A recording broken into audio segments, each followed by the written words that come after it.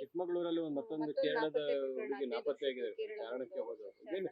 ಚಾರಣಕ್ಕೆ ಒಂದು SOP ಮಾಡಬೇಕು ಅಂತ ಈಗಾಗಲೇ ಸೂಚನೆ ಕೊಟ್ಟಿದ್ದೇನೆ. ಆದಷ್ಟು ಶೀಘ್ರದಲ್ಲಿ ಆ SOP ಅನ್ನು ಮಾಡಿ ಅದನ್ನು ಜಾರಿಗೆ ತರ್ತೇವೆ.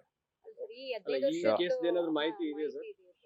ಈ ಕೇಸ್ ಬಗ್ಗೆ ಏನು ಸಂಪೂರ್ಣವಾಗಿ ಮಾಹಿತಿ ನನಗೆ ಬಂದಿಲ್ಲ. ಎಲ್ಲೇ ಈ ರೀತಿಯಲ್ಲಿ ನಾಪತ್ತೆ ಪ್ರಕರಣ ಆದರೆ ತಂಡ ರಚನೆ ಮಾಡಿ ಶೋಧ ಮಾಡಬೇಕು ಅಂತ ನಾನು ಈಗಾಗಲೇ ಸೂಚನೆ ಕೊಟ್ಟಿದ್ದೇನೆ. SOP ಮಾಡಲಿಕ್ಕೆ ಈಗಾಗಲೇ ಆದೇಶ ಮಾಡಿದ್ದೇನೆ. ನಮ್ಮ ಹಿರಿಯ ಅಧಿಕಾರಿಗಳು ಅದರ ಬಗ್ಗೆ ಚಿಂತನೆ ಮಾಡ್ತಾ ಇದ್ದಾರೆ, ತಯಾರಿ ಮಾಡ್ತಾ ಇದ್ದಾರೆ. ಒಂದು 3-4 ದಿವಸದಲ್ಲಿ SOP ರೆಡಿ ಆದಮೇಲೆ ಆ SOP ಇಲ್ಲಿ ನಾವು ಅನುಷ್ಠಾನಕ್ಕೆ ತರ್ತೀವಿ.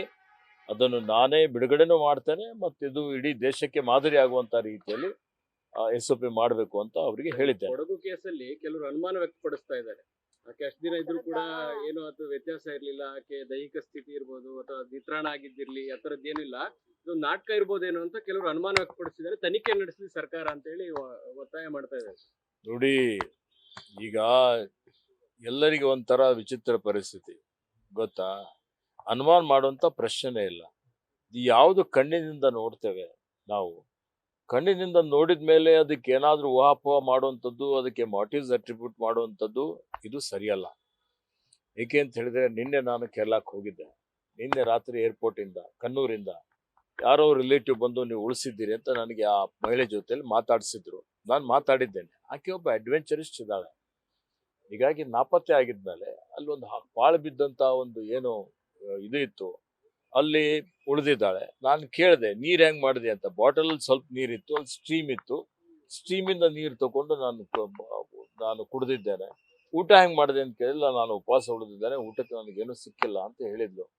ಆದರೂ ಅವರು ಆಕೆಯಲ್ಲಿ ನೋಡಿದರೆ ಹೌದು ಲವಲವಿಕೆ ಅಂತಿದ್ದಳು, ಹುಮ್ಮಸ್ಸಿನಿದ್ದಿದ್ದಳು.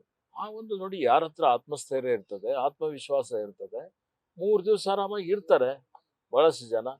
ಅದಕ್ಕೂ ಒಂದು ರೀತಿಯಲ್ಲಿ ಹೀಗೆ ಇರ್ಬೋದು, ಹಾಗೆ ಇರ್ಬೋದು ಚರ್ಚೆ ಮಾಡುವಂಥದ್ದು. ಮಾಡದಂಥದ್ರೆ ಏನೂ ಇಲ್ಲ ಇವ್ರ ಸಾಧನೆ. ಮಾಡಿದ್ದವ್ರಿಗೆ ನೋಡಿ, ನಮ್ಮ ಅರಣ್ಯ ಇಲಾಖೆ ಅಧಿಕಾರಿಗಳು, ಪೊಲೀಸ್ ಇಲಾಖೆ ಅಧಿಕಾರಿಗಳು ಹಗಲು ಶ್ರಮ ಮಾಡಿದ್ದಾರೆ, ಶೋಧ ಮಾಡಿದ್ದಾರೆ, ಡ್ರೋನ್ ಉಪಯೋಗ ಮಾಡಿದ್ದಾವೆ. ಇವತ್ತು ನಮ್ಮ ಥರ್ಮಲ್ ಕ್ಯಾಮ್ರಾ ಉಪಯೋಗ ಮಾಡಿದ್ದಾವೆ. ಕಾಲ್ನಡಿಗೆಯಿಂದ ಸಂಪೂರ್ಣ ಏನು ಚಾರಣ ಇತ್ತು, ಆ 4 ಕಿಲೋಮೀಟರ್ ಆ ಕಡೆ ಈ ಕಡೆ, ಕೇರಳ ಕಡೆ ನಿಮ್ಮ ಮತ್ತೆ ಕೊಡಗು ಕಡೆ, 2 ಕಡೆ ಹೋಗಿ ತಪಾಸಣೆ ಮಾಡಿದ್ದಾರೆ, ಶೋಧ ಮಾಡಿ ಹುಡುಕಿದ್ದಾರೆ. ಅವರಿಗೆ ಅಭಿನಂದನೆಗಳು ಸಲ್ಲಿಸ್ಬೇಕು ನಾವು. ಆ ಮಹಿಳೆನೂ ಒಬ್ಬಂಟಿಗಳಾಗಿ ಅತ್ಯಂತ ಧೈರ್ಯದಿಂದ ಇವತ್ತು ಆಕೆ ಎದುರಿಸಿದ್ದಾಳೆ. ಇದನ್ನು ಎದುರಿಸಿ ಇವತ್ತು ಸುರಕ್ಷಿತವಾಗಿ ಆರೋಗ್ಯಕರವಾಗಿ ಹೊರಗೆ ಬಂದಿದ್ದಾಳೆ. ಅದಕ್ಕೆ ಆಕೆಗೂ ನಾವು ಅಭಿನಂದನೆ ಸಲ್ಲಿಸಬೇಕು.